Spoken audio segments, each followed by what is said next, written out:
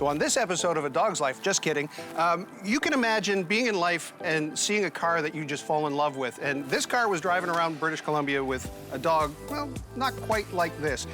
And the person who owned it was approached by our guest today to say, if you ever sell that car, give me a call. And as a matter of fact, that car has been a part of her life, her first baby, over the last 40 years. And that's where we're going today on MariTIME Machines. Good boy, fella. So we're in the City of Lakes. We're in Dartmouth. Debra Keays-White. It's a pleasure to meet you. Thank you, Sheldon. Nice meeting you as well. And how long have you been in this neighborhood, first of all? We've been here 21 years now. Okay. Now, this is a 1973 TR6. It is. And this car has been a part of your life, I would say, for almost all your adult life. That's true. Tell me when this came into your life. When did you first meet this car? I met this car when I was living in Vancouver at, I'm going to say, the second job I ever had. Okay. I was probably 24, and it would have been in 1982. Okay. And for you to look at this car and go, I like it. Tell me that story. Well, when I was at university, my brother Fraser had a MG Midget, and we had a lot of fun in that car. Yeah. But I'm tall, and I always felt cramped in it. My first job after university was here in Halifax, and I met a young man named Paul Arbuckle, and he had a TR6. It was the first one I'd ever met. Now, he was 6'4", right, and he fit in it. So that's when I realized how comfortable I could be in a sports car. And I kind of had my heart set on one ever since. My mom was a bit of an adventurer when she was young. She was. And when she was 23 or 24, her father bought her first car, and it was a convertible. Okay. Robin's Egg Blue. This would have been in the early 40s. Wow. And so I grew up listening to my mom's stories about how much fun she had with her little convertible. And in my heart, I always wanted my first car to be one. So I was looking for a TR6, and Vancouver was a good place to look. Absolutely. Lots of sports cars, lots of convertibles. And you saw this car. I did. And then you found the owner. A gentleman by the name of Blake Ferris was driving around the neighborhood that I lived in. Right. And he had an English setter with him, and he used to drive around with his English setter in the passenger seat. With the top down. With the top down, and it really caught my eye. Yeah. And I saw him 2 or 3 times, and finally I had a chance to speak to him. And I told him that this was the car I wanted. It's the only mallard blue one I have ever seen. It's not green. It's not green. It's blue. It's called mallard blue. Okay. This is the original color. Yeah. And I fell in love with the color. I fell in love with the car, and I decided I'd wait for it. So I just told him that I wanted his car, and when he was ready to sell it, I wanted to buy it.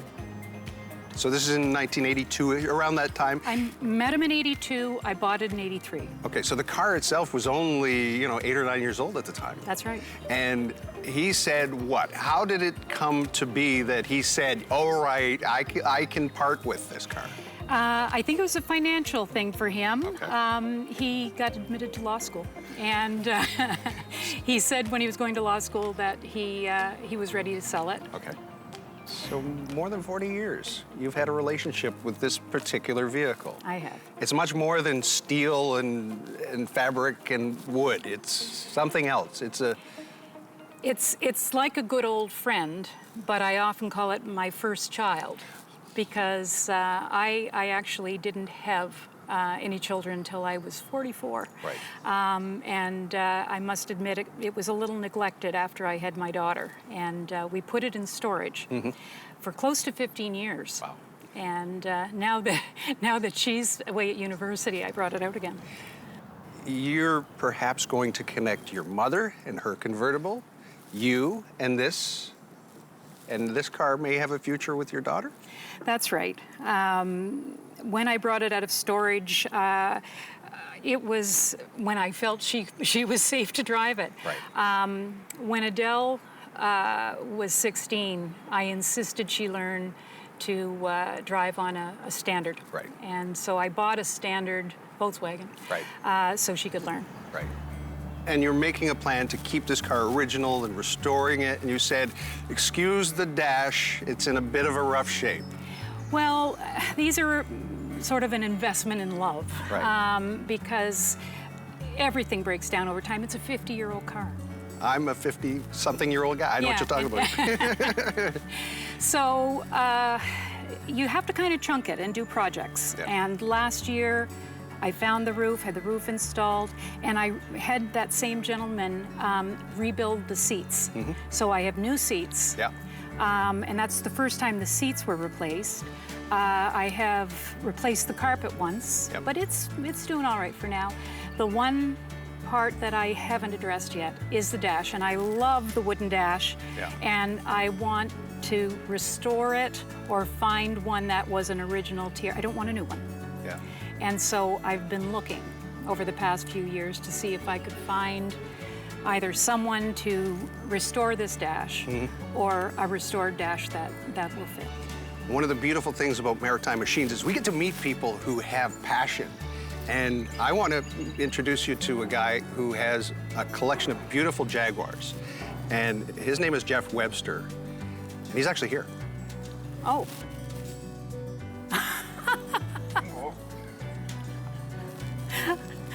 Hello. How are you? You're my new best friend. Nice to meet you. Nice to meet you. I heard about you yesterday. Did you? Yeah. Excellent. Just yesterday. Super. Yeah. And I heard you have a TR6 dash upstairs in your woodworking room. Actually, it's not upstairs. It's in the back of my Jeep. Here? Yeah. Oh no. Where's your Jeep? Can I see it? Down the road. Actually, yeah, we should show it to her so she can see what it will look like, because I think you might have a job restoring a TR6 dash here if you wanted. As a matter of fact, Jerry Hull is bringing another gentleman over from over Sackville. So I'm going to have a look at his TR6 dash this afternoon. Oh, really? Yeah. So, There we go. We're making connections here. so you want to have a look? I would love to. You guys carry on and I'll go get it. All right. Sorry to surprise you. Well, that's a delightful surprise. I have a new friend.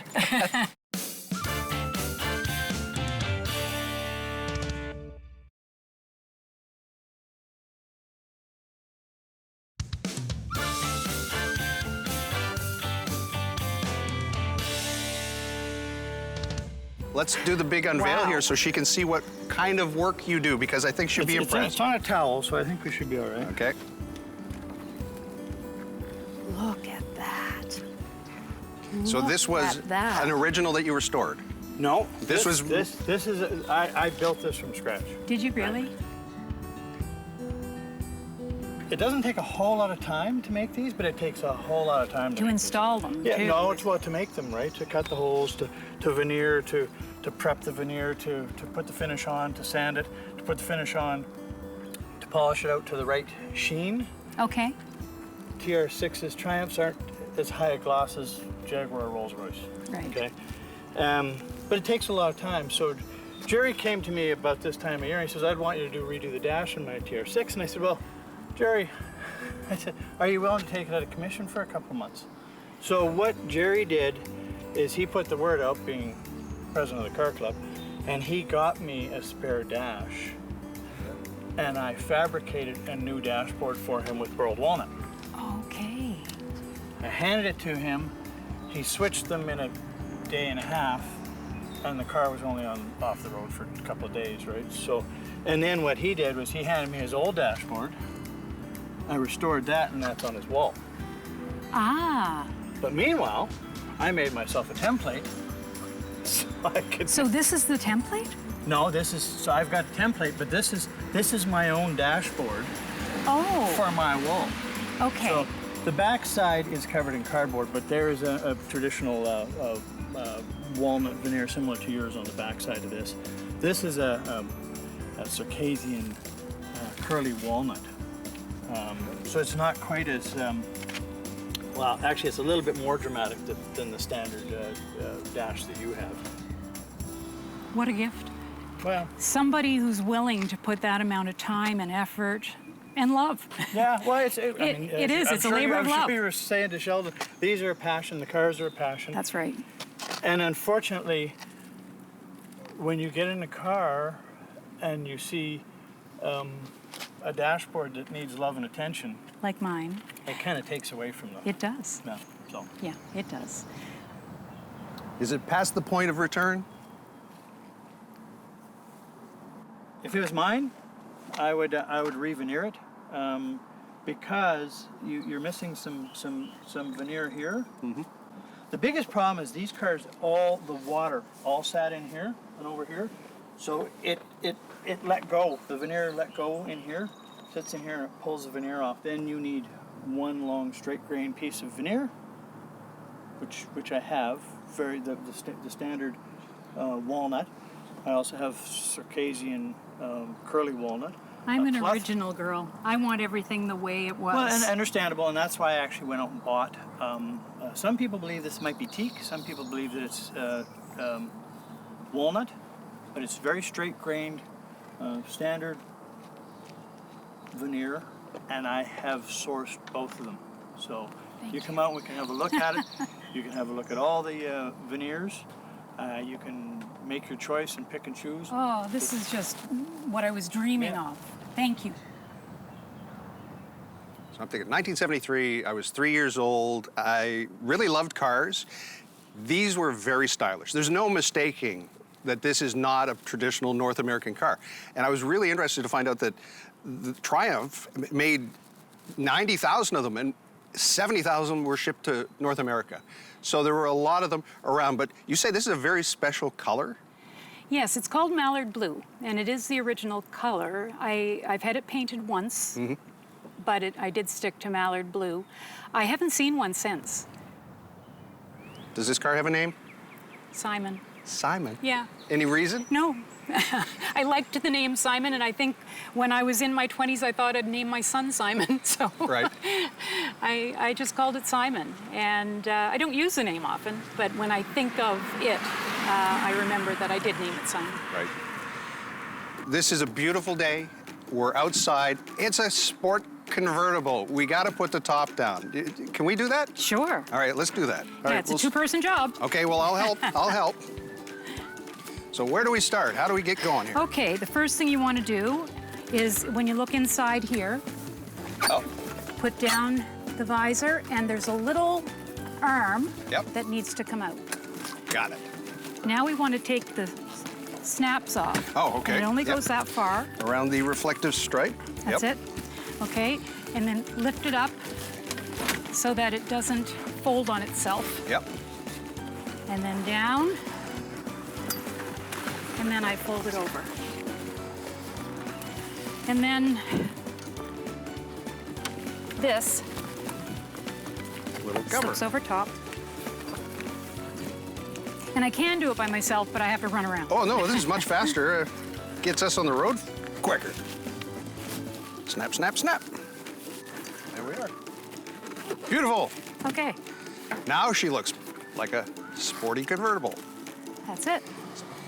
It's really amazing. As a piece of history, this is a veneered wood, and Jeff was so kind to talk a little bit about what he was going to do. As he pointed out, that is exactly what it used to look like, but sun and weather and all of that. And when you're driving, what are you focused on? Because this is obviously British made. It's from a time before, well, I'm looking at your speedometer. Miles per hour. Yep. Not 50. Don't do 50 through town. No, it has great power. The TR6 has a lot of get up and go, and it is really fun on a highway. I have to say I have some experience flying planes, and I do pay attention to the dash on this. I've had the engine rebuilt. I know what to look for with the oil gauge, and if it's moving, what I have to worry about. Haven't had a lot of trouble with temperature. The gas gauge in this one actually works, and so these are very useful. RPMs. When it's idling at 20 or 25, I know I've got a problem. Right. So I do watch where it idles and how many RPMs I'm running it at, and it needs tuning from time to time. My ear is tuned to it. I can probably hear it a couple of blocks away and know what it's running at. But that's 40 years of driving it, right? It's become a part of your nature and its nature, and you know each other. But Simon is temperamental, I'm sure at times, but I'm sure it's a lot of fun. Oh, yeah. Well, I can't wait to feel the wind in my eyebrows, as it were, as we head on down the highway. I think we should probably make the most of this beautiful day and go for a ride in Simon, the TR6. It's definitely a convertible day. It is.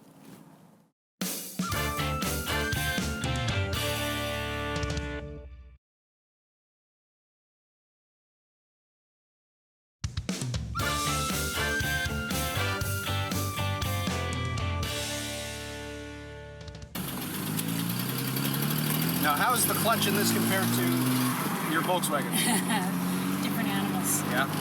This is truly mechanical, no hydraulic assist. Steering is the first place you see it. That's the big wheel. Yeah.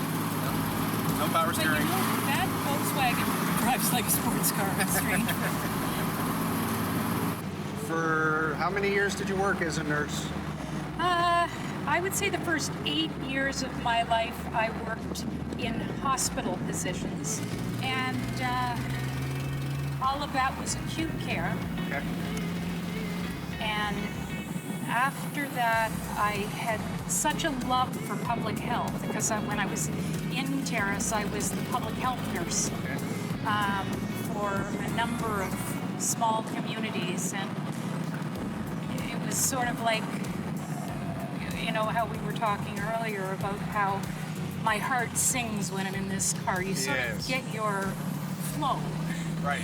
And I realized that public health was where my heart was. And so I wanted another public health job. So when I came back to Nova Scotia, the only public health position I could find was in Yarmouth. And there was, fortunately, one other TR6 in Yarmouth, and he had a mechanic, and so we used to share parts and order things together and whatnot. I was there for 4 years before I took a position in PEI, and I lived in Charlottetown for about 7 years. All through the pandemic?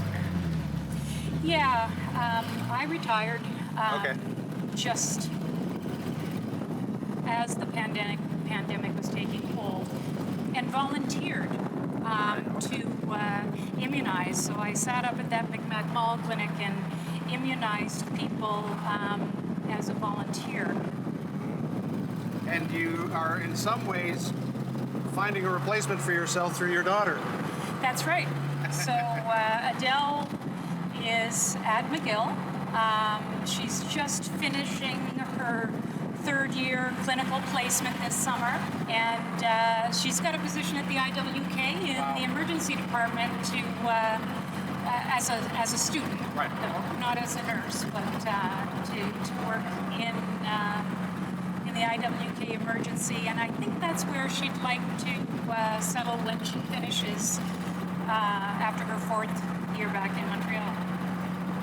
And in some ways, that whole idea of trauma and trauma-informed, I'm sure you talked to her about that.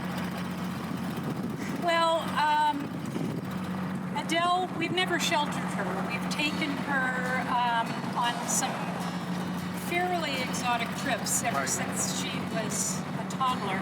We actually took her to South America when she was 16. Right. And we spent a 10-day cruise in the Galapagos.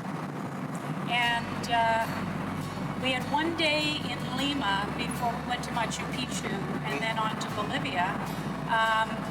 And unfortunately, our family was on a double-decker convertible sightseeing bus that went up Mount Cristobal to take some photos. Right. And unfortunately and tragically, the driver missed a turn. And there was a horrible crash. Everyone who was seated around us was killed. And miraculously, my husband Les and Adele were thrown from the bus. The bus flew over Adele, crushed Les's legs, but he landed in a tree, so that cushioned the blow. And was, like a good public health nurse, fastened to the top of the bus by my seatbelt because I was nervous on the bus. And we rolled 3 times. I actually believed my family to have been killed in the bus, and they thought I was killed in the crash. Anyway, it all worked out. She's been a patient. She's been traumatized. She thought her parents were killed, and she's been on the receiving end of excellent health care. I think it really cemented her desire to be a nurse. You know, having a life-changing experience such as the crash, that had to be a lot. I've grown up as a church-going family. I have learned about spirituality throughout my life, but I think as a nurse, especially when you're working with people at end of life, but as well seeing the miracle of birth, you know there's something bigger. And so I've always believed, and I believe in the power of prayer. And I don't think anyone has ever prayed harder than I did as I was catapulting down that mountain in Lima about my fear of losing my daughter, and just repeating my prayer to spare Adele and my husband. I chose to put a seatbelt on. That may have saved my life. My daughter chose to ignore my plea for her to put her seatbelt on, and it may have saved her life. So things happen for a reason, and I believe people come into your life for a reason. Simon came into my life for a reason. And I'll be blunt, you came into my life for a reason, in a way. Yeah, I'm going to get a new dash out of this, I think. That's yeah. fun. Hang on, Simon.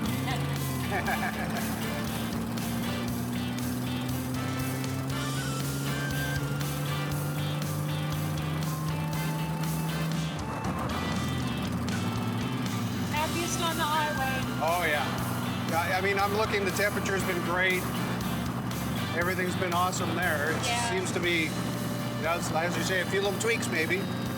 Yeah, there's something not quite right, but I'll be patient.